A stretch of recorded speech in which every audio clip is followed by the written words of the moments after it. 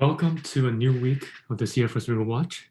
Welcome to all the new subscribers as well. I hope that you guys fairly enjoyed reading through the newsletter. And you guys should read the newsletter first before watching this video because if you guys don't know, this video is solely based on the technical analysis of all the names that I have chosen for this week.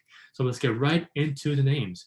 So with the markets, we've been seeing some incredible buying back. Buy the dip strategy is still very much prevalent. Now, if I go into 2-hour time frame here, we just simply went all the way up from this 436 level. All right. And so what I'm going to expect tomorrow on Monday is that we're going to see a little bit of a consolidation where we kind of pull back a little bit. And eventually I will want to see some type of support form around 441.50-ish or around the whole number of 441. And if we do indeed bounce from that point on, we should see another significant move higher. Now, am I going to expect the price to come all the way back towards the previous all-time high level of 447.11? Yes, because if we do, I will most likely see a double top action where we reject from 447.11 and continue to hold, continue to reject and go back down, eventually hitting 443 as a new level of support. All right, so that's basically it for the markets. Just make sure you guys are looking out for any type of economic news, like I've mentioned, and just really watch out for the market volatility that could be coming in the next few weeks or even this week as well. All right, let's look at the first name, Roku. So Roku is still making a downward channel, a falling wedge chart pattern. Now, on last week, we attempted to get out of this falling wedge. But with this 2-hour time frame that I'm looking at, we completely rejected this breakout around 366 and continued to go lower as the market starts to head lower as well. However, what I liked about Roku is that it continued to stay strong and hold every single support that I mentioned last week, even if the market continued to sell off. Now, this is because of the fact that Roku is already in oversold condition. So if I look at the RSI right here, we are sitting around 30, and on the daily time frame, we're still in the same situation around 30 of RSI. So with this in mind, okay, I'm going to expect Roku to kind of start making a base between a major area of support around 340 or even 346-ish to major resistance level of 358. Okay, so once we're able to break above 358, that's going to give me more confirmation and more confidence that we can start heading back up and start to have a nice relative strength index of around the average of 45 to 50-ish. Okay, all right. With their second name, CLF. All right, so this name, I've given you guys both a long target and a short target, but so far, I think this is a name that still continues to have a lot of good buying momentum, especially on this ascending support trend line. All right. However, on a bigger picture, we are seeing one of my favorite bearish chart patterns, an ascending channel. Okay, and for this ascending channel to be confirmed, we need the price to break below this ascending support trend line. And so if I want to see this break below this ascending support trend line, I want to see a lot of selling volume as well. Now with Friday, last week, we saw a continuation of the sell-off as on last Thursday, we saw a huge influx of sellers come in and a huge outflow of money as well when I was looking at the fundamental metrics of this name. And so this makes me wonder if we'll break this bearish chart pattern to the downside. If we do, great. If we don't, then we will continue to stay within this bearish chart pattern as we bounce once again and continue to head back up above this ever so rising ascending trend line of resistance.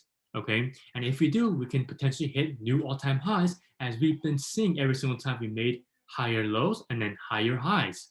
Okay, so if we start making new all-time highs again, then I'm still going to be very much bullish on this name. Now, in order for us to kind of negate this whole bearish chart pattern, I want to see us making new all-time high levels above this ascending level trend line of resistance and then start forming a bullish chart pattern instead of a bearish chart pattern. So most likely and most ideal scenario will be a break and then a formation of a bullish flag chart pattern, a bull flag.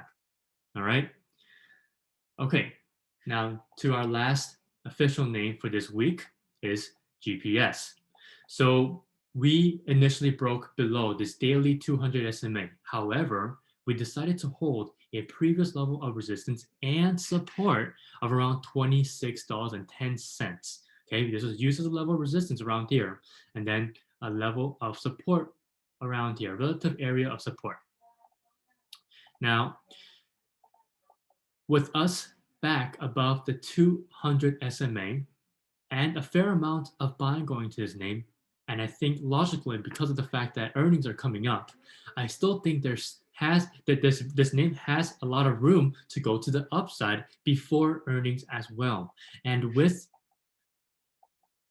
the 10 and the 21 SMAs here, my red and light blue line continue to kind of coil upwards, okay? Because right now I am not seeing these SMAs starting to coil downwards, which means it's letting the price catch up to these SMAs and allowing the candlesticks to potentially, right before earnings, come back above both these 10 and 21 momentum SMAs and stay above. Now, the only major SMA that needs to pass is this 50 SMA, okay? And so in order to do that, I'm going to expect the price to break above this bigger picture falling wedge, which is a very bullish chart pattern, all right? And overall, this name has been continuing to go up higher and higher, making new all-time highs and higher lows ever since we've had this nice bounce, a double bottom bounce around $19 here. So here's the first bounce, and then the second bounce, making this a double bottom chart pattern. And so we need to see this break above this descending trendline level of resistance, which can potentially be around $30. And so that's still a bit of ways off, around 2 points higher. But I still truly believe that we can see this bullish break. All right. Okay. So let's look at our last official name here, which is Fiserv, our investment name here. And so we saw a huge, big break above 116 last week from news. And on Friday, we saw a kind of a pullback action as Fiserv kind of became overbought on the 2-hour time frame. Okay. And so in order for us to kind of see a nice average RSI around 40 to maybe 55-ish, we need to see that recalibration of the RSI back to around 40 to 55-ish. I am expecting on the 2-hour time frame, the price to kind of come back down around $114, excuse me, and around $114.50-ish cents. Okay.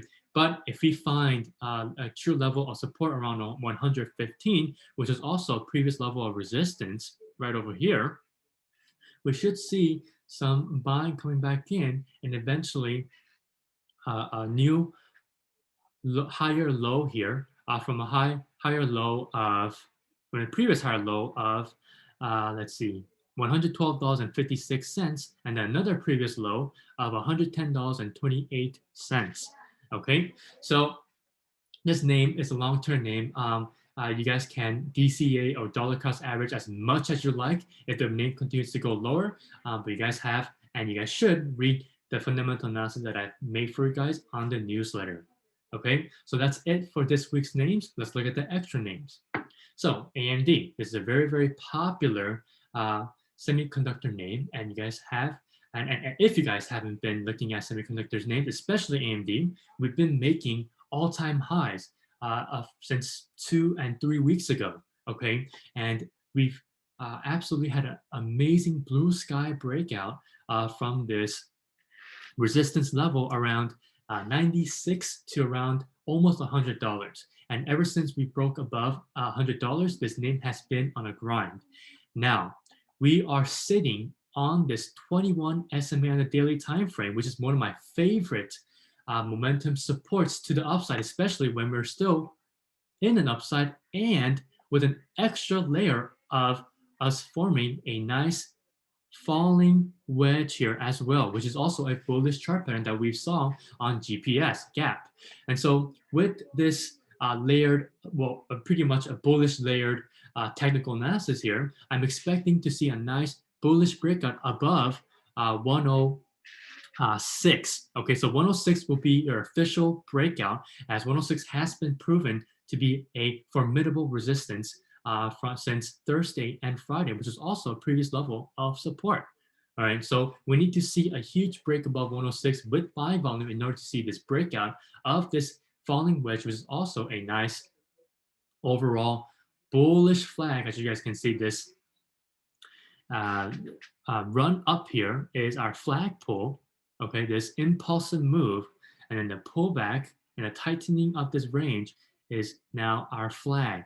Okay, so overall, we're seeing a nice bullish flag, but in a micro sense, this is a nice little falling wedge that we need to break above 106 in order to see some significant breakout to happen.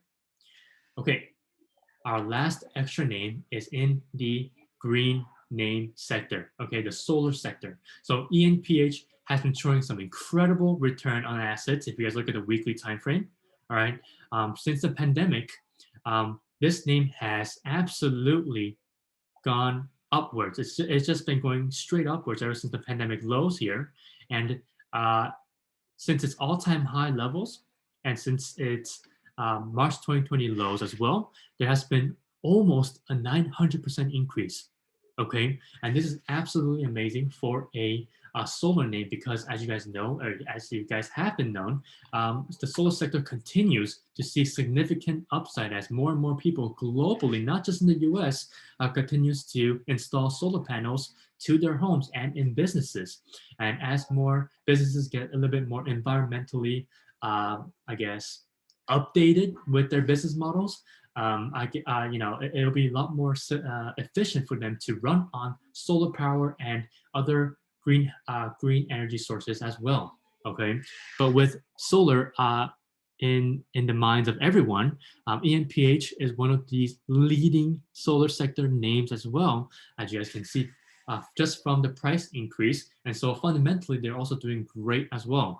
And you guys might want to keep this name on your watch list because this can potentially be a name on a future CFO Swinger Watch name. All right. So with the technical analysis here, with that in mind, I want to see a nice break above 168 in order to see a nice range move here back above resistances around 180 to around 185. And then if you're able to push past above 185, we should see a nice rejection around 193-ish or around 193. Okay, so this is what I will call a range bound play, as we're now using the 200 SMA as a huge level, a major level of support. And in order for us to see rise back above the daily 50 SMA, since we just made, okay, a golden cross on the daily time frame where the 50 SMA has crossed above the 200, we need to see this nice buying back upwards, a nice range bound play here back towards these major areas of resistance, okay, in order to kind of stay above the 50 SMA as well. Right, and so that's kind of a simple play here with ENPH, a clear entry above 168, and then potential profit-taking areas around 178 would also be a nice 100% profit area. But if you want to kind of hold on to this position a little bit longer, the previous levels that I've given you when I introduced this name is also a nice area to take profits. All right, so that is it with the stock names. The last name that I'm going to be looking at is the cryptocurrency pick. Okay, so the cryptocurrency that I've been in and I've been touting is ADA. So you guys can currently see that ADA is now almost $3. So it's only $2 off from the long-term potential price target around $5. Okay, so this name has been getting and garnering a lot of attention from the public as a lot of people has been also pumping this name, and they've been spreading awareness about this coin as well, and this makes people FOMO buy, fear of missing out, buy. Okay, and this is most likely why we've been seeing a huge increase in prices ever since we hit $2. And eventually, it looks like we can hit $3 as well, which will be, since $2 here, which is my second entry from this name since taking profits, okay, that will be an increase of nearly 50, over 50%. Okay, and so I will take some profits again around $3. And so this has been a very profitable cryptocurrency pick for me. And I hope it has been for you guys as well, since I've mentioned it about 2 weeks ago. Okay, so stay safe out there. And I will see you guys on the next CFO Swinger Watch. And make sure you guys stay subscribed to my YouTube channel here and give a thumbs up and leave a comment down below on what other names that you guys are watching out for. Have a great rest of your Sunday night and good luck to your trading.